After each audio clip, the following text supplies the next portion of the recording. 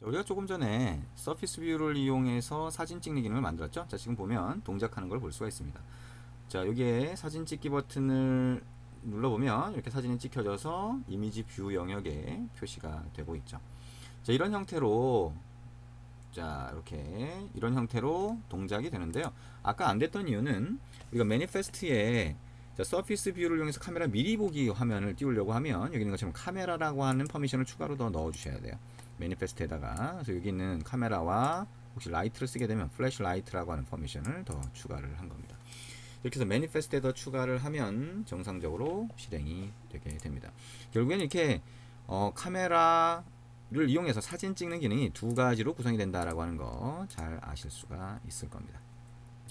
자, 그러면 그 다음에 우리가 QR코드, 자, 바코드 리더라고 하는 거를 한번 볼 텐데요. 이 바코드 리더, 요즘에 QR코드라고 하는 거 많이 쓰죠. 그래서 이 QR코드라고 하는 걸 일단 어떻게 만드냐라고 하는 거를 궁금해하는 경우가 많죠. 그래서 QR코드라고 하는 거 한번 직접 만드는 사이트 한번 가보자. 자, 우리가 안드로이드 쪽에서는 오픈소스로 된 것들을 많이 사용을 하는데, 자, 그 스마트폰 단말에서 오픈소스로 된 QR코드 생성기, 제너레이터라고 하죠. 그 다음에 QR코드를 인식하는 그 기능은 여기는 G싱이라고 하는 ZXING가 되겠죠. G싱이라고 하는 이거를 기본적으로 사용을 합니다. 그래서 여기 gsing.appspot.com/generator를 들어가 보면 여러분이 QR코드를 직접 만들 수 있어요. 그래서 자, 여기 유형 타입을 지정을 하고 여기 URL이라고 하면 사이트 주소를 넣고 제너레이트 누르면 이렇게 QR코드가 생성이 됩니다.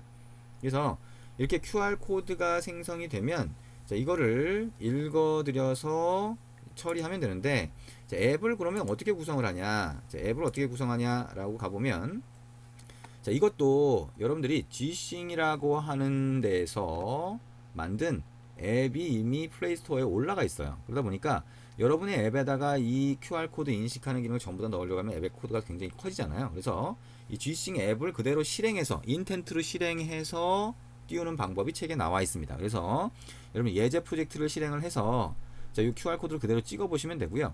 자, 예제 코드는 그럼 어떻게 되어 있냐? 여러분 지금까지 보시던 그런 인텐트를 이용하는 방법과 차이가 없어요.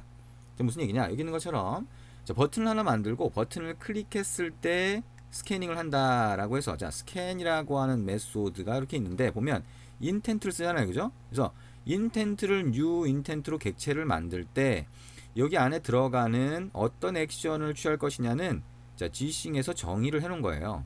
그죠?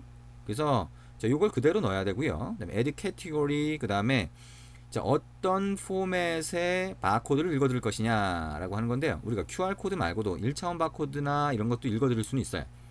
자, 라이팅은 쓰는 거는 QR코드 정도밖에 안 되는데 읽는 거는 여러 가지가 가능합니다. 그래서 이게 스캔 포맷은 아까 변수에다가 QR코드 내지는 여러 가지를 다 읽겠다라고 지정을 해놓은 게 있습니다. 이것도 포맷을 지정해주면 되고요. 이걸 집어넣으면 그 포맷에 해당하는 바코드를 읽을 수 있는데 우리가 이제 1차원 바코드 이거가 전부 다 읽게 되면 성능이 좀 느려져요. 그래서 QR코드만 지정을 하고 이렇게 해주시면 됩니다. 그 다음에 Start Activity for Result 뭐예요? 자, G싱이라는 앱을 실행해 주는 건데 만약에 앱이 없다면 Activity Not Found Exception이 나와서 우리가 앱을 설치하세요 라고 하는 거를 띄워주면 됩니다. 자, 마찬가지로 QR코드 앱이 뜰 거니까 거기서 인식을 한 게 넘어오겠죠. 그죠? 그러면 그 인식한 정보가 넘어오면 여기 인텐트로 on activity result에 인텐트로 전달이 됩니다. 그래서 인텐트로 넘어온 값이 여기 있는 것처럼 scan result라고 넘어와요. 그래서 이 scan result를 뿌려보면 자, 우리가 아까 넣었던 자, .androidtown.org라고 하면 그게 그대로 뜨는 거를 볼 수가 있습니다. 자, 여러분이 그 예제 프로젝트에 있는 자, 바코드 리더라고 하는 바코드 스캐너가 되겠죠? 자, 그 예제 프로젝트를 그대로 실행해서 한번 동작하는 걸 먼저 보시면 이해하기가 쉬울 거고요. 이거 자체가 우리가 카메라를 이용해서 사진 찍는, 근데 단말의 카메라 앱을 이용해서 사진 찍는 방법이 인텐트를 이용한 거잖아요. 그죠? 그래서 그것과 별반 차이가 없습니다. 그래서 이 부분은 같이 입력하지 않고 이렇게 간단하게 좀 설명을 드렸어요. 그래서 아까 얘기한 것처럼 자, 바코드를 출력하는 것 같은 경우에는 아까 같은 웹사이트에서 할 수 있고요. 만약에 필요하다면 여러분들이 직접 코드를 만들어서 앱 화면에다가 바코드를 생성해서 보여줄 수도 있어요.